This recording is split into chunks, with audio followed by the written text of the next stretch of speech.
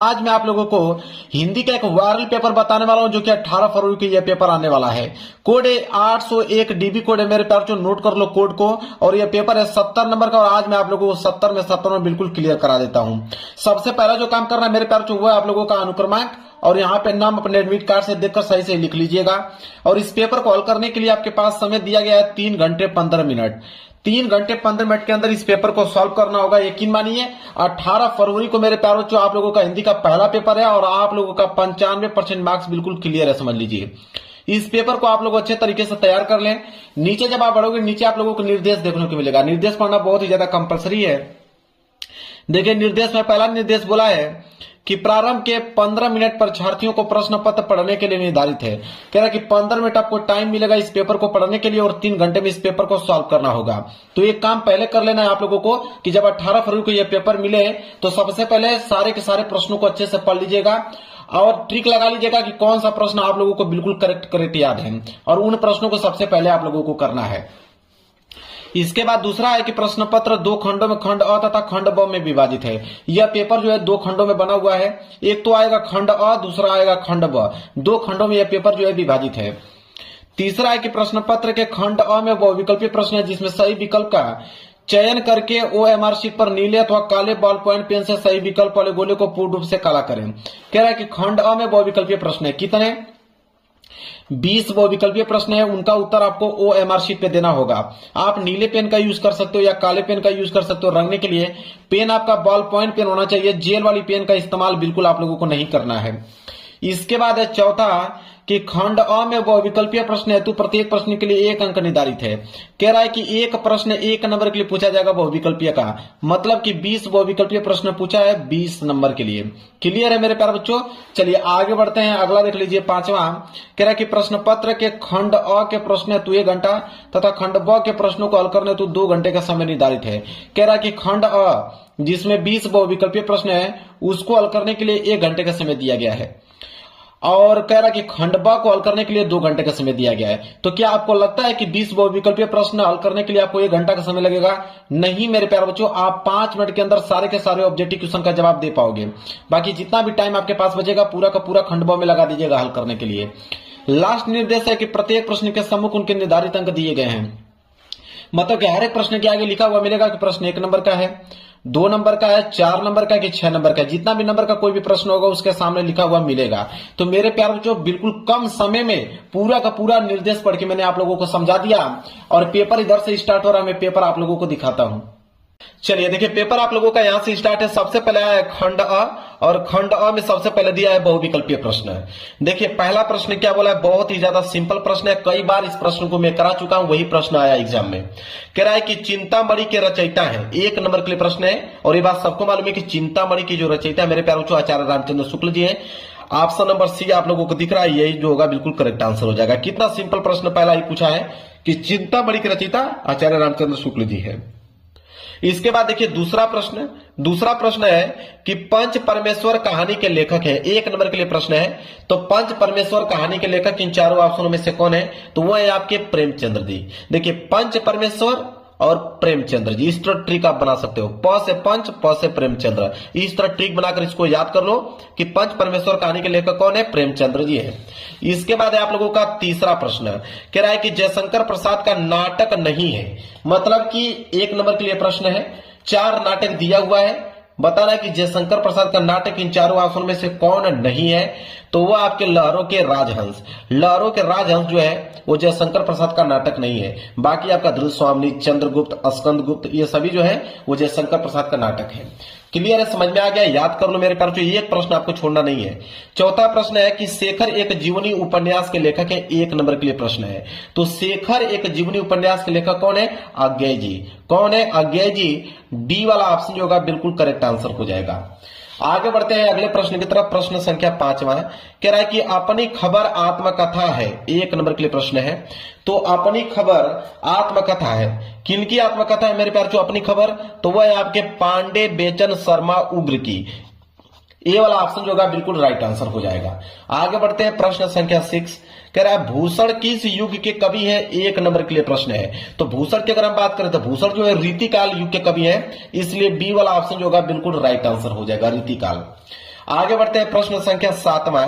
कह रहा है कि ललित ललाम रचना है, 1 नंबर के लिए प्रश्न बहुत ही ज्यादा इंपॉर्टेंट है। तो ललित ललाम जो है वो मोतीराम जी की रचना है, इसलिए ए वाला जो होगा बिल्कुल करेक्ट आंसर हो जाएगा। अगला प्रश्न है प्रश्न संख्या 8वां। देखिए क्या है, कह रहा है यशोधरा रचना है, 1 नंबर के लिए प्रश्न है कि यशोधरा जो है वो किसकी रचना है। तो यशोधरा की अगर हम बात करें तो मैथिली शरण गुप्त जी की रचना है यशोधरा। डी वाला ऑप्शन जो होगा बिल्कुल राइट आंसर हो जाएगा। प्रश्न संख्या 9 है कि आंगन के पार द्वार रचना है। तो आंगन के पार द्वार रचना किसकी रचना है, अज्ञेय जी की रचना है। बी वाला ऑप्शन जो होगा बिल्कुल करेक्ट आंसर हो जाएगा। प्रश्न संख्या 10वां, दीप शिखा काव्य संग्रह रचना है, 1 नंबर के लिए प्रश्न है। देखिए दीप शिखा जो है वो एक काव्य संग्रह है और यह काव्य संग्रह रचना किसकी है दीप शिखा, यह प्रश्न में पूछा गया है। तो यह जो है महादेवी वर्मा की रचना है, इसलिए ए वाला ऑप्शन जो होगा बिल्कुल करेक्ट आंसर हो जाएगा। आगे है प्रश्न संख्या 11 कि करुण रस का स्थायी भाव है, 1 नंबर के लिए प्रश्न, बहुत सिंपल। करुण रस का स्थायी भाव शोक होता है, मतलब डी वाला ऑप्शन जो होगा बिल्कुल करेक्ट आंसर हो जाएगा।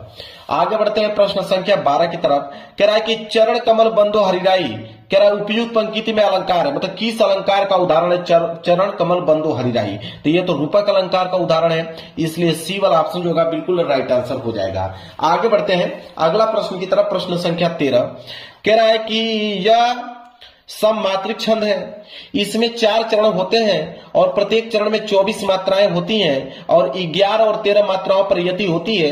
यह लक्षण किस छंद का है, मतलब यहाँ पे परिभाषा ही पूछ लिया है। तो यह जो परिभाषा है यह रोला का परिभाषा है, क्योंकि रोला एक सममात्रिक छंद होता है, इसमें 4 चरण होते हैं, प्रत्येक चरण में 24 मात्राएं भी होती हैं और 11 और 13 मात्राओं पर यति लगी रहती है। क्लियर है। चलिए प्रश्न संख्या 14, पर्यावरण शब्द में उपयुक्त उपसर्ग है। अगर पर्यावरण को अगर हम लोग तोड़े तो यह टूटेगा परिधन आवरण के रूप में, परिधन आवरण के रूप में टूटेगा पर्यावरण। तो कह रहा उपसर्ग, उपसर्ग का मतलब जो आगे जुड़ता होता है, आगे क्या जुड़ा हुआ है परि, मतलब कि परि क्या कहलाएगा, उपसर्ग कहलाएगा पर्यावरण का, इसलिए सी वाला ऑप्शन जो होगा बिल्कुल राइट आंसर हो जाएगा। चलिए आगे बढ़ते हैं प्रश्न संख्या 15 की तरफ। चलिए अगला है प्रश्न संख्या 15, कह रहा है कि महानता शब्द में किस प्रत्यय का प्रयोग हुआ है, 1 नंबर के लिए प्रश्न है। देखिए प्रत्यय जो होता है वो लास्ट में जुड़ता है और उपसर्ग जो आगे जुड़ता है, तो इसको तोड़ोगे तो ये टूटेगा महान, महान धनता के रूप में टूटेगा। जो पीछे जुड़ता है उसको प्रत्यय कहते हैं, ता जुड़ा हुआ है, इसलिए यहाँ पे बी वाला ऑप्शन जो होगा वो बिल्कुल राइट आंसर हो जाएगा। क्लियर है। चलिए प्रश्न संख्या 16 कह रहा कि सुख दुख में समास है। मैं कहता हूं हमेशा से कि अगर बीच में योजक चिन्ह आ जाए, योजक चिन्ह का मतलब होता है और, अगर इसको तोड़ोगे तो हो जाएगा दुख और सुख। तो जब भी योजक चिन्ह देके पूछे कि समास, तो आंख बंद करके द्वंद्व समास में ट्रिक करके आना है आप लोगों को।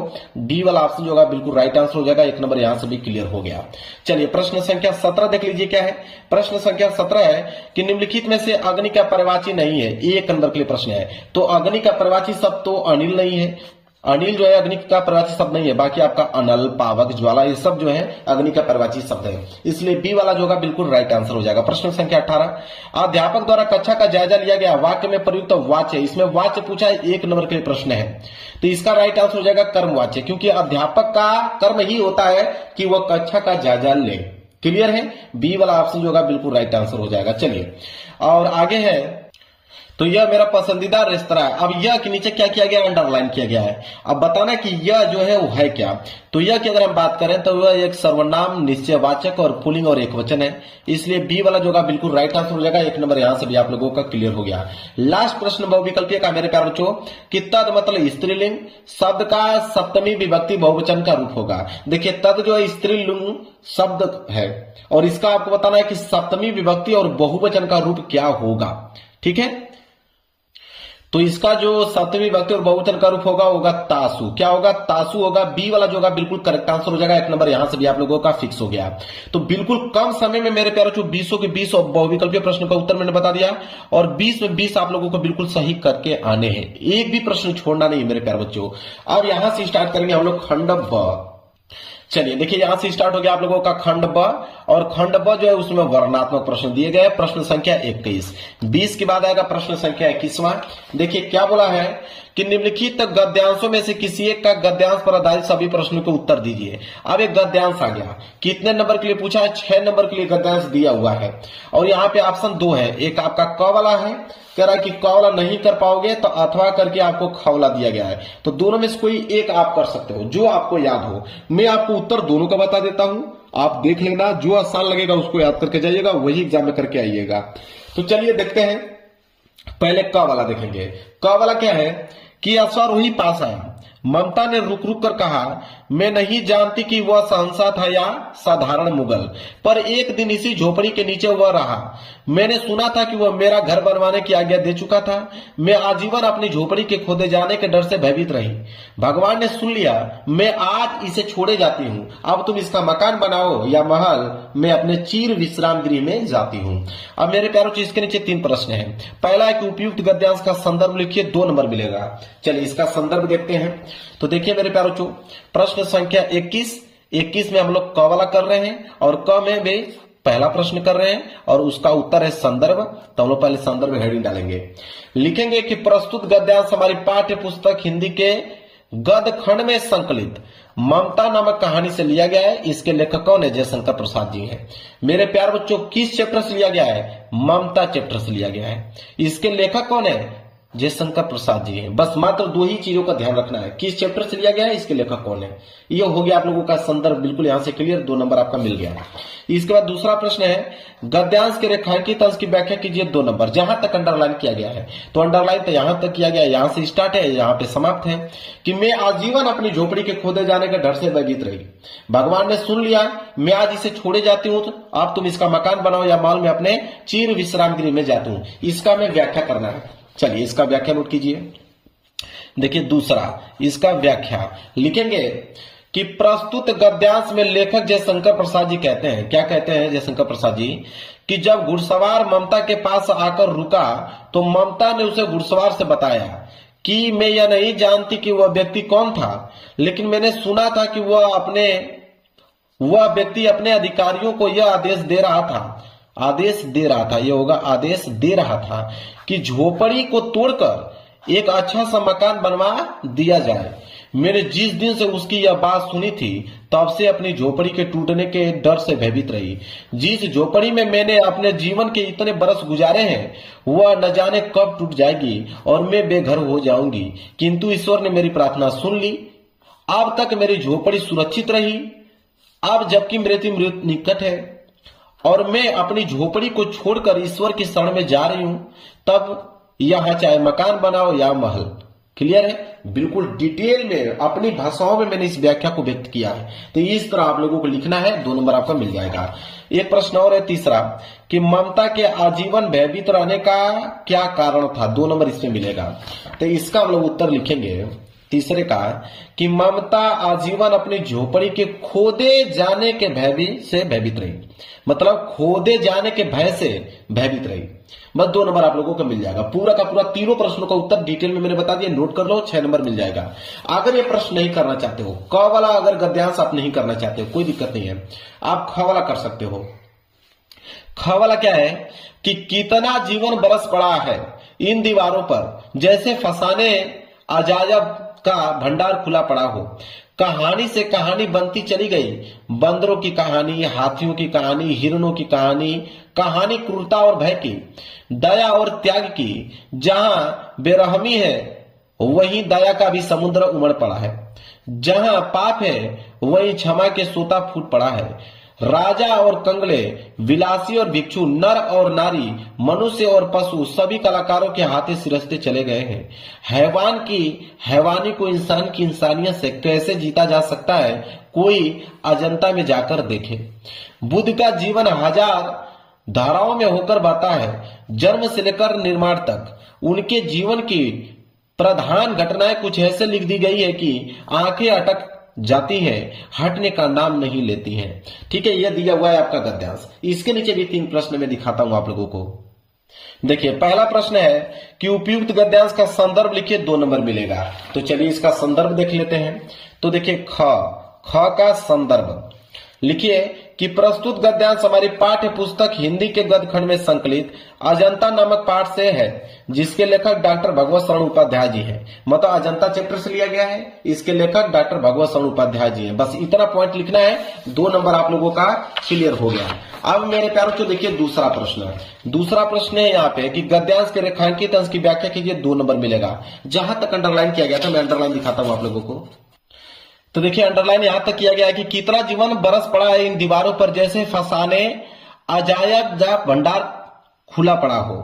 ठीक है, अब इसका हमें व्याख्या बताना है। अब मेरे प्यारे बच्चों कुछ मैं आप लोगों को वर्क भी देता हूं, बस मात्र 1 लाइन का व्याख्या बताना है। यह मैं आप लोगों को होमवर्क देता हूं, देखते हैं कितने बच्चे कमेंट में ही इसका आंसर बता देते हैं। बस मात्र 2 लाइन का आप लोगों को आंसर लिखना है कि कितना जीवन बरस पड़ा है इन दीवारों पर, जैसे फसाने अजायब का भंडार खुला पड़ा हो। बस इसका व्याख्या बताना था। जल्दी से कमेंट करके हर एक बच्चे का कमेंट आना चाहिए, इसका हमें व्याख्या हर एक बच्चों का पढ़ना है। देखते हैं कितने बच्चे इसका व्याख्या कर पाते हैं। इसके बाद तीसरा प्रश्न है कि कलाकारों के हाथों से क्या क्या सिरजते चले गए हैं, 2 नंबर इसमें मिलेगा। तो देखिए इसका उत्तर हम लिखेंगे कि राजा और कंगले, विलासी और भिक्षु, नर और नारी, मनुष्य और पशु सभी कलाकारों के हाथों सिरजते चले गए हैं, 2 नंबर यहां से मिल गया। और उसका व्याख्या का सारे बच्चों का कमेंट आना चाहिए। इसका व्याख्या हमें सारे बच्चों से उम्मीद है कि वो जरूर से जरूर कमेंट बॉक्स में इसका देंगे। बहुत ज्यादा बड़ा नहीं है, सिर्फ 1 लाइन का व्याख्या बताना है। चलिए आगे बढ़ते हैं प्रश्न संख्या 22 की तरफ। देखिए प्रश्न संख्या 22 क्या है कि निम्नलिखित में से किसी एक पद्यांश पर आधारित सभी प्रश्नों को उत्तर दीजिए। तो 6 नंबर आपको मिलेगा पद्यांश पर भी। ठीक है, इसके नीचे भी 3 प्रश्न है, पहला, दूसरा, तीसरा, 3 प्रश्न है। और इसमें भी 2 ऑप्शन है, एक आपका क वाला है, क वाला नहीं कर पाओगे तो अथवा करके आपको नीचे ख वाला दिया गया है। दोनों में से कोई एक करना है, मैं तो आंसर दोनों को बताऊंगा। अब कुछ मैं होमवर्क भी दूंगा, जितने छोटे प्रश्न है उसको मैं होमवर्क में दे दूंगा। तो देखिए क वाला क्या है कि पुरते निकसी रघुवीर बधु, धरी धीर दय मग में डग द्वे, झलकी भरी भाल कनी जल की, पुट सुखी गए मधुराधर वे, फिर बुझती है चलनो अब केतिक, पर्ण कुटी करी हो कित है, तिय की लखी आतुरता पिय की, अखिया आती चारु चल चल जल चुए। ठीक है, अब इसके नीचे 3 प्रश्न है। पहला है कि उपयुक्त पद्यांश का संदर्भ लिखिए, 2 नंबर इसमें मिलेगा। चलिए इसका संदर्भ देख लेते हैं। देखिए प्रश्न संख्या 22 का यहाँ पे हम लोग संदर्भ देख रहे हैं। ठीक है, लिखेंगे देखिए 22 का यह क वाला है, तो यहां पर लिख दीजिएगा कि 22 का हम लोग क वाला कर रहे हैं। 22 का क है, जिसमें से उसका पहला प्रश्न है संदर्भ कि प्रस्तुत पद्यांश हमारी पाठ्य पुस्तक हिंदी के काव्य खंड में संकलित कवितावली ग्रंथ के वनपथ नामक शीर्षक से लिया गया है। और इसके रचयिता कौन से हैं? तुलसीदास जी हैं। मतलब तुलसीदास जी लिखे हुए हैं और वनपथ शीर्षक से लिया गया है। बस इतना पॉइंट आपको लिखना है, 2 नंबर आपको मिल जाएगा। इसके बाद है श्री राम के नेत्रों से आंसू क्यों बहने लगे, 2 नंबर इसमें मिलेगा। तो इसका आंसर हम लोग लिखेंगे, दूसरे का उत्तर नोट कीजिए कि सीता जी की थकावट से उत्पन्न व्याकुलता को समझकर रामचंद्र जी की आंखों में आंसू आ गया। बस 2 नंबर यहां से आप लोगों का मिल गया। कितना छोटे छोटे प्रश्न, तुरंत इसका जवाब दे पाओगे, आपको पूरे के पूरे अंक मिलेंगे। कह रहा है कि रेखांकित अंश पर्ण कुटी करी हो कि तय में कौन सा अलंकार है, 2 नंबर इसमें मिलेगा। बिल्कुल अनुप्रास अलंकार का प्रयोग किया गया है। डायरेक्ट आप लिख सकते हो कि अनुप्रास अलंकार, 2 नंबर यहां से मिल जाएगा। तो देखिए कितना सिंपल है, तुरंत याद हो गया, यहीं पे याद हो गया होगा आप लोगों को। अगर एक कवला नहीं करना चाहते हो तो आप खवला कर सकते हो कि मेवाड़ केसरी देख रहा, केवल रण का न तमाशा था, वह दौड़ दौड़ करता था रण, वह मान रक्त का प्यासा था, चढ़कर चेतक पर घूम घूम करता सेना रखवाली था, ले महामृत्यु को साथ साथ मानो प्रत्यक्ष कपाली था। ठीक है, अब इसके नीचे 3 प्रश्न है। पहला है उपयुक्त पद्यांश का संदर्भ लिखिए, 2 नंबर, ये भी बिल्कुल आसान है। देखिए तो यहाँ पे अथवा का हम लोग यहाँ पे खवला देख रहे हैं, जिसमें से पहला प्रश्न है संदर्भ। नोट कीजिए संदर्भ इसका क्या होगा कि प्रस्तुत पद्यांश हमारी पाठ्य पुस्तक हिंदी के काव्य खंड में संकलित कविता हल्दी घाटी से अवतरित है और इसके रचयिता श्री श्याम नारायण पांडे जी है। 2 नंबर मिल गया, हल्दी घाटी से लिया गया है और इसके रचयिता श्याम नारायण पांडे जी है। तो 2 नंबर यहां से आप लोगों को मिल गया। चलिए आगे बढ़ते हैं। दूसरा प्रश्न, मेवाड़ केसरी किसे कहा गया है तथा वह मानसिंह पर रक्त का प्यासा बनकर क्यों टूट पड़ा, 2 नंबर यहां से मिलेगा। तो इसका उत्तर हम लोग लिखते हैं। देखिए इसका उत्तर होगा दूसरे का कि मेवाड़ केसरी अर्थात महाराणा प्रताप केवल हल्दी घाटी के भीषण युद्ध का तमाशा नहीं देख रहे थे, अपितु वे दौड़ दौड़ कर युद्ध भी कर रहे थे। उनके भीषण युद्ध को देखकर ऐसा लग रहा था कि जैसे वो मेवाड़ के सम्मान की रक्षा के लिए अकबर के सेनापति मान सिंह के खून के प्यासे थे। भाई लोग 2 नंबर यहां से आप लोगों को मिल गया। चलिए आगे बढ़ते हैं। तीसरा प्रश्न, ठीक है, ये तीसरा प्रश्न है कि रेखांकित अंश में प्रयुक्त अलंकार का नाम लिखिए। ठीक है, मतलब ये जो लाइन दिया गया है यहाँ पे, किले महामृत्यु को साथ साथ मानव प्रतिष्ठित कपाली था, इसमें किस अलंकार का प्रयोग किया गया ये बताना है। तो लिखेंगे यहाँ पे कि मुक्तक, पुनरुक्ति प्रकाश, उत्प्रेक्षा तथा अतिशक्ति अलंकार का प्रयोग किया गया। 3 अलंकार का प्रयोग किया गया, नोट कर लो यहाँ पे। 2 नंबर यहां से फिक्स हो गया। आगे बढ़ेंगे प्रश्न संख्या 23 की तरफ। देखिए प्रश्न संख्या 23 है कि दिए गए संस्कृत गद्यांश में से किसी एक का संदर्भ सहित हिंदी में अनुवाद कीजिए।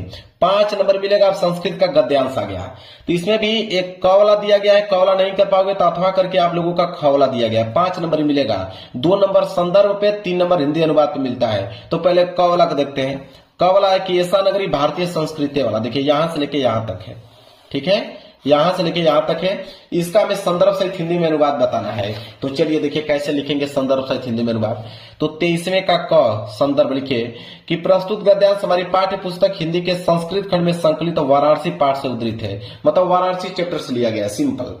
हिंदी अनुवाद की अगर हम बात करें, इसका हिंदी अनुवाद क्या होगा, जो हम लोग ये देख रहे हैं गद्यांश, इसका पूरा का पूरा हिंदी अनुवाद क्या होगा उसको नोट कीजिए। तो इसका हिंदी अनुवाद होगा कि यह नगरी भारतीय संस्कृति और संस्कृत भाषा का केंद्र स्थल है। यहीं से संस्कृत साहित्य और संस्कृति का प्रकाश सभी जगह फैला है। मुगल युवराज दारा सिकों ने यहाँ आकर भारतीय दर्शन शास्त्रों का अध्ययन किया था।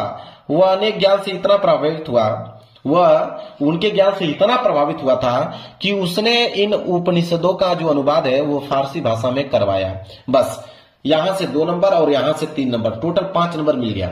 अगर ये प्रश्न नहीं करना चाहते कोई दिक्कत नहीं है, अथवा वाला दिया है आप ख वाला कर सकते हो, कोई दिक्कत नहीं है। इसमें भी 5 नंबर आपको मिल जाएंगे। नागरिक वाला यहां से लेके यहां तक दिया है मेरे प्यारों बच्चों, नोट कर लो, यहां से लेके यहां तक है। ठीक है, इसका संदर्भ सहित हिंदी में अनुवाद बता दूं, आपको मिल जाएगा 5 नंबर। तो चलिए इसका भी मैं सलूशन आप लोगों को बता देता हूं, नोट कीजिए। ख वाला, ख का संदर्भ यहाँ पे हिंदी अनुवाद है। तो संदर्भ नोट कीजिए कि प्रस्तुत गद्यांश हमारी पाठ्य पुस्तक हिंदी के संस्कृत खंड में संकलित प्रभुत्व ग्रामीण पाठ से उद्धृत है, मतलब प्रभुत्व ग्रामीण चैप्टर से लिया गया है। हिंदी अनुवाद की अगर हम बात करें तो लिखेंगे नागरिक बहुत देर तक सोचता रहा लेकिन पहेली का उत्तर देने में समर्थ नहीं हुआ, तो ग्रामीण से कहा कि मैं इस पहेली का उत्तर नहीं जानता। यह सुनकर ग्रामीण ने कहा यदि तुम उत्तर नहीं जानते हो तो मुझे 10 रुपए दे दो। अतः मलिन मुख वाले नागरिक ने शर्त के अनुसार 10 रुपए दे दिए। क्लियर है। चलिए आगे बढ़ते हैं प्रश्न संख्या 24 की तरफ। देखिए प्रश्न संख्या 24 क्या है कि नीचे दिए गए पद्यांश में से किसी एक पद्यांश का संदर्भ सहित हिंदी में अनुवाद कीजिए। 5 नंबर मिलेगा पद्यांश पे भी। ऊपर हमने गद्यांश देखा, ये पद्यांश है। इसमें भी 2 नंबर संदर्भ और 3 नंबर हिंदी अनुवाद पे मिलता है। इसमें भी 2 ऑप्शन है, एक आपका क वाला है, क वाला नहीं कर पाओगे तो अथवा करके आपके नीचे ख वाला दिया गया है कि सर्वे भवंती सुखिनम सर्वे संतु निरामया सर्वे भद्राणु पश्यन्तु मां कश्चित् दुख भाग भवेत्। ठीक है, इसका हमें संदर्भ सहित हिंदी में अनुवाद करना है। चलिए पहले क वाला को देखते हैं। तो 24 का क, देखिए ऊपर संदर्भ यहाँ पे हिंदी अनुवाद। तो पहले संदर्भ देखिए कि प्रस्तुत श्लोक हमारी पाठ्य पुस्तक हिंदी के संस्कृत खंड के भारतीय संस्कृति नामक पाठ से उद्धृत है और इस श्लोक के माध्यम से कवि ने संसार के कल्याण की कामना की है, मतलब भारतीय संस्कृति चैप्टर से लिया गया है। इसका हिंदी अनुवाद हम बात करें तो संसार में सब सुखी हो, सभी निरोग हो, सभी कल्याण देखें, सभी दुख का भागी न हो। बस 5 नंबर आपको मिल गया। 2 नंबर ऊपर, 3 नंबर यहाँ पे उसके अनुवाद पे, 5 नंबर हो गया। चलिए अगर क वाला नहीं करना चाहते हो तब माता गुरुतरो भूखे वाला कर सकते हो। ठीक है, अरे भूमे, सॉरी, माता गुरुतरो भूमे, ठीक है, ये वाला कर सकते हो नीचे जो दिया गया है। इसका भी हम 2 ही चीज बताना है, एक आपको संदर्भ, दूसरा हिंदी अनुवाद बताना है। बस 5 नंबर आप लोगों का मिल जाएगा। चलिए इसका आंसर आप नोट कर सकते हो। देखिए अथवा ख वाला, यहाँ पे संदर्भ, नीचे हिंदी अनुवाद दिया हुआ है, नोट कीजिए। संदर्भ में होगा प्रस्तुत श्लोक हमारी पाठ्य पुस्तक संस्कृत भाग के जीवन सूत्राणु नामक पाठ से अवतरित है, मतलब जीवन सूत्राणु चैप्टर से लिया गया है। जीवन सूत्राणु चैप्टर से लिया गया है। हिंदी अनुवाद की अगर हम बात करें, हिंदी अनुवाद होगा कि माता पृथ्वी से भी अधिक भारी है, पिता आकाश से भी अधिक ऊंचा है, मन जो है वायु से भी अधिक शीघ्र चलने वाला है, तिनकों से भी अधिक तिनको से भी बहुत अधिक जो है वो क्या है, चिंता है। क्लियर है। चलिए, तो संदर्भ और हिंदी अनुवाद दोनों बता दिया गया यहाँ पे। चलिए आगे बढ़ते हैं। दोनों प्रश्नों का उत्तर मैंने बता दिया, क और ख दोनों का बता दिया। अब आगे बढ़ेंगे प्रश्न संख्या 25 की तरफ। देखिए प्रश्न संख्या 25वां है कि अपने पठित खंड काव्य के आधार पर निम्नलिखित प्रश्नों में से किसी एक का उत्तर दीजिए। 3 नंबर आपको मिलेगा खंड काव्य पे, लेकिन खंड काव्य मेरे प्यारों जो जिला वाइज आता है, जो आपके जिला में पूछा जाएगा वही आपको एग्जाम में करना होगा। कोई दूसरा करोगे तो 1 नंबर एग्जामर नहीं देगा। तो आप देख लेना कि आप किस डिस्ट्रिक्ट से बिलोंग करते हो, तो आपके डिस्ट्रिक्ट में कौन सा खंड काव्य पूछा जाता है वही आपको करना होगा। खंड काव्य बहुत सारे हैं, मुक्ति दूत है, ज्योति जवाहर है, अग्र पूजा है, यहाँ पे मेवाड़ मुकुट दिया गया है, इसके बाद जय सुभाष दिया गया है, इसके बाद आप देखोगे तो मातृभूमि दिया गया है, कर्ण दिया गया है, इसके बाद आपका करमवीर दिया गया है, इसके बाद आपका तुमुल दिया गया है। इतने सारे हैं, लेकिन आप देख लेना कि आप किस डिस्ट्रिक्ट से बिलोंग करते हो तो आप में कौन सा खंड काव्य पूछा गया है। चलिए आगे बढ़ते हैं। प्रश्न संख्या 26। प्रश्न संख्या 26 का क है कि दिए गए लेखकों में से किसी एक लेखक का जीवन परिचय देते हुए उनकी एक प्रमुख रचना का उल्लेख कीजिए। 5 नंबर आपको मिल जाएगा मेरे प्यारों चो लेखक के जीवन परिचय पे। सारे विद्यार्थियों के जीवन परिचय याद होगा। 3 नंबर जीवन परिचय पे मिलता है, 2 नंबर रचनाएं पे मिलता है। आप चाहिए तो आचार्य रामचंद्र शुक्ल जी का कर सकते हैं, आपका मन करे तो डॉक्टर भगवत शरण उपाध्याय जी का, इसके बाद जयशंकर प्रसाद जी का। 3 ऑप्शन है, जो मन करे उसको आप कर दीजिए। तीनों ही इंपॉर्टेंट है, तीनों में से कोई एक करोगे 5 नंबर आपको मिल जाएगा। तो इसमें ज्यादातर आप लोगों को जैसे मान लीजिए आचार्य रामचंद्र शुक्ल जी का करना है तो आप क्या करोगे, इनका डेट ऑफ बर्थ अच्छे से याद होना चाहिए कि जन्म कब हुआ था 1884 में, मृत्यु सन 1941 में हुआ था, बस्ती जिले के अगोना नामक ग्राम में इनका जो है जन्म हुआ था, पिता का नाम चंद्रबली शुक्ल था और इन्होंने इंटरमीडिएट तक पढ़ाई किया था। बस ये सारी चीजें। इसके बाद आप इनकी रचनाएं लिख सकते हैं, लेकिन इनकी रचनाएं आप लिख सकते हो जैसे चिंतामणि हुआ, रसमीमांसा हुआ, ठीक है, विचार गीति हुआ। बस 2-3 ठे लिख देना, आपका काम बन जाएगा। आपका मन कर तो डॉक्टर भगवत शरण उपाध्याय का लिख सकते हो, आपका मन कर जयशंकर प्रसाद जी का लिख सकते हो, लेकिन आपको अपने से लिखिएगा यह जो है जीवन परिचय मेरे कार्य लेखक का याद भी होगा, मुझे बताने की जरूरत नहीं है। इसके बाद ख वाला कि दिए गए कवियों में से किसी कवि का जीवन परिचय देते हुए उनके प्रमुख रचना का उल्लेख कीजिए। 5 नंबर मिलेगा। तो कवि का भी आप लोगों का जीवन परिचय याद ही होगा। आपको गोस्वामी तुलसीदास का याद ही होगा, रसखान जी का याद ही होगा, सुमित्रानंद पंत जी का, मैथिली शरण गुप्त जी का। आपके पास ऑप्शन 4 है, जिनका याद होगा कोई एक कर लीजिएगा, आपको 5 नंबर मिल जाएगा। याद रहे 3 नंबर जीवन परिचय पे, 2 नंबर रचनाएं पे मिलता है। चलिए आगे बढ़ते हैं। प्रश्न संख्या 27 कि अपने पाठ्य पुस्तक में से कंठस्थ को एक श्लोक लिखिए जो इस प्रश्न पत्र में न आया हो। 2 नंबर मिलेगा। कोई एक ऐसा श्लोक लिखना है जो इस पेपर में न आया हो, ठीक है, पेपर में जो आया रहेगा उसको अगर लिख दोगे तो क्या होगा, 1 नंबर आप लोगों को नहीं मिलेगा। तो चलिए मैं एक श्लोक आप लोगों को बता देता हूं, वो नोट कर लो, ठीक है। ये पहला श्लोक है यहाँ पे मेरे प्यारे बच्चों, आप इसको नोट कर लो, आपको नंबर मिल जाएंगे 2 नंबर, इसको नोट कर लो। और देख लेना किताब में कोई सिंपल सा है तो उसको याद कर लेना, जो इस पेपर में बस ना आया हो, कोई अलग से आप लिख सकते हो, कोई दिक्कत नहीं है। इसके बाद है प्रश्न संख्या 28, कह रहा है कि निम्नलिखित में से किन्हीं 2 प्रश्नों को उत्तर संस्कृत में दीजिए। 2 नंबर मिलेगा। 1, 2, 3, 4 आपके पास ऑप्शन 4 है, ठीक है। किन्हीं 2 ही प्रश्नों का उत्तर आपको देना है संस्कृत में। तो मैं 3 प्रश्नों का उत्तर दे देता हूं, एक पहले का, एक दूसरे का, एक तीसरे का। तीनों का उत्तर मैं बता देता हूं, यहाँ पे लिख के लेकर आ गया हूं मैं। ये पहले का उत्तर है, ये दूसरे का, ये तीसरे का। तीनों का सीरियल बाय सीरियल लिख के आया हूं, नोट कर लो। कोई 2 ही करना है आपको, ठीक है। चलिए प्रश्न संख्या 28 कंप्लीट। प्रश्न संख्या 29 की तरफ बढ़ते हैं। चलिए प्रश्न संख्या 29 है कि निम्नलिखित में से किसी एक विषय पर निबंध लिखिए। 7 नंबर आपको मिलेगा, ठीक है। किसी एक विषय पे आप लोगों को निबंध लिखना है, या तो आप देश प्रेम पे लिख सकते हो, या तो आप आतंकवाद की समस्या और समाधान पे लिख सकते हो, या तो प्रदूषण और मानव जीवन पे लिख सकते हो, या तो आजादी का अमृत महोत्सव है उस पे आप लिख सकते हो। तो जो आपको याद हो मेरे प्यारे बच्चों उसको आप लिख सकते हो। मैं एग्जाम्पल के तौर पे मेरे प्यारे बच्चों आप लोगों को बता देता हूं, देश प्रेम पे मैं देश प्रेम पे बता देता हूं, आप इसको नोट कर सकते हो। देखिए जब भी आप देश प्रेम पर निबंध लिख रहे हो, चाहे किसी पर निबंध लिख रहे हो, आप रूपरेखा लिख लो। रूपरेखा में आप कौन कौन सी हेडिंग बनाने वाले हो, प्रस्तावना, स्वदेश का अर्थ क्या है, स्वदेश प्रेम का वास्तविक स्वरूप क्या है, स्वदेश प्रेम के उदाहरण क्या है, उपसंहार। बस 4, 5, 6 हेडिंग आप डाल लो और उसमें आप निबंध को समाप्त कर दो। जैसे पहले हेडिंग है प्रस्तावना, लिखो कि माता और जन्मभूमि की गरिमा स्वर्ग से बढ़कर है। जिस धरती की गोद में हमारे शरीर का पालन पोषण हुआ है उसके प्रति लगाव होना स्वाभाविक है। अपने देश के लिए हमें कुछ न कुछ त्याग अवश्य करने चाहिए। सच्चा सुख तो उसी मनुष्य को मिलता है जिसके हृदय में देश का प्रेम सागर लहराया करता है। बस यह प्रस्तावना के रूप में लिख लो। दूसरी हेडिंग है स्वदेश प्रेम का अर्थ क्या होता है कि स्वदेश प्रेम से तात्पर्य देश के लिए मर मिटना ही नहीं बल्कि अपनी सेवा द्वारा देश की आर्थिक, सामाजिक, सांस्कृतिक आदि विभिन्न पक्षों का विकास करना भी है। इससे प्रत्येक कार्य जिससे स्वदेश का हित होता है स्वदेश प्रेम का प्रतीक है कि जो व्यक्ति जिस पद पर है, ठीक है, यदि वहां पर देश के हित का काम करे तो देश की क्या होगा, उन्नति भी होगा।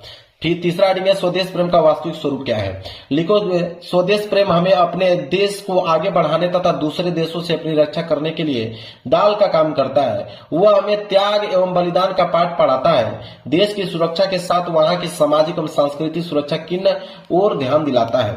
ठीक है, इसके बाद हेडिंग अगली रहेगी स्वदेश प्रेम के उदाहरण। ये हेडिंग है स्वदेश प्रेम के उदाहरण। इसके बाद लिखोगे इसमें कि सीमा और सैनिकों का शहीद होना स्वदेश प्रेम का उदाहरण है। खेत में काम करते हुए देश की खाद्यान्न व्यवस्था को उच्च बनाए रखना किसानों का स्वदेश प्रेम है। अपने देश की आजादी को बरकरार रखने में मदद करना स्वदेश प्रेम है। एक साहित्यकार द्वारा अपनी रचनाओं द्वारा लोगों में साहस भरना स्वदेश प्रेम का क्या है, उदाहरण है। इसके बाद लास्ट हेडिंग आप डालिएगा उपसंहार, लिखिएगा आज हमारे देश में स्वतंत्र सदियों गुलामी के बाद हमें आजादी मिली है। हमें इस आजादी को अपने आने वाले पीढ़ियों के लिए सुख और समृद्धि का स्रोत बनाना चाहिए। यह तभी संभव है जब प्रत्येक नागरिक में स्वदेश प्रेम की भावना जाए, जिससे हम आजाद सदियों तक रह सके। क्लियर है, बिल्कुल आसान शब्दों में मैंने स्वदेश प्रेम पे निबंध आप लोगों को लिख के दिखा दिया। इसके बाद है प्रश्न संख्या 30। प्रश्न संख्या 30 है कि रेलवे के महाप्रबंधक को एक शिकायती पत्र लिखिए जिसे टिकट निरीक्षक द्वारा किए गए अभद्र व्यवहार का उल्लेख हो। 4 नंबर मिलेगा। अगर ये प्रश्न नहीं करना चाहते हो तो अथवा करके है कि राज्य परिवहन निगम के मुख्य प्रबंधक को बस चालक के अप्रशंसनीय व्यवहार का उल्लेख करते हुए शिकायती पत्र लिखिए। तो मैं नीचे वाला आपको बता देता हूं, 4 नंबर आपको मिल जाएगा। चलिए देखिए कैसे लिखोगे। सबसे पहले लिखोगे प्रिय मुख्य प्रबंधक, कामा लगाओगे, डेट यहां पे लिख लीजिएगा, लिखिएगा सेवा में मुख्य प्रबंधक राज्य परिवहन निगम। इसके बाद डालिएगा विषय, मतलब किसके बारे में लिख रहे हो यह पत्र लेखन। लिखोगे बस चालक के अप्रशंसनीय व्यवहार के संबंध में। लिखोगे महोदय या महोदया, दोनों में से कोई एक होगा। लिखिएगा मैं, यहाँ पे अपना नाम लिख दीजिएगा, फिर अपना पता लिख दीजिएगा। यहाँ का निवासी हूं। मैं आपको सूचित करना चाहता हूं कि हाल में मैंने, यहाँ पे डेट लिख दीजिएगा कि इस डेट को बस संख्या लिख दीजिएगा। मैं यात्रा की थी। इस यात्रा के दौरान बस चालक ने यात्रियों के साथ अत्यंत असभ्य व्यवहार किया। उन्होंने यात्रियों को उचित तरीके से नहीं समझाया और समय पर बस नहीं चलाई। मैं आपसे निवेदन करता हूं कि इस मामले की जांच की जाए और उचित कार्रवाई की जाए। यहाँ पे अपना नाम और यहाँ पे अपना मोबाइल नंबर। तो यह नहीं कि बोर्ड एग्जाम में अपना नाम और मोबाइल नंबर लिख दीजिएगा। अपना नाम की जगह पे आप लिख सकते हो क ख ग लिख सकते हो, और मोबाइल नंबर पे मान लीजिए जैसे 9654 लिखने के बाद यहाँ पे ऐसे कर सकते हो, क्रॉस बना सकते हो। क्लियर है। चलिए, तो इस तरह आप लोगों का यहाँ पे पेपर पूरा हो गया मेरे प्यारे बच्चों। समाप्त, मैंने पूरा का पूरा पेपर आप लोगों को समाप्त कर दिया 801 डीबी।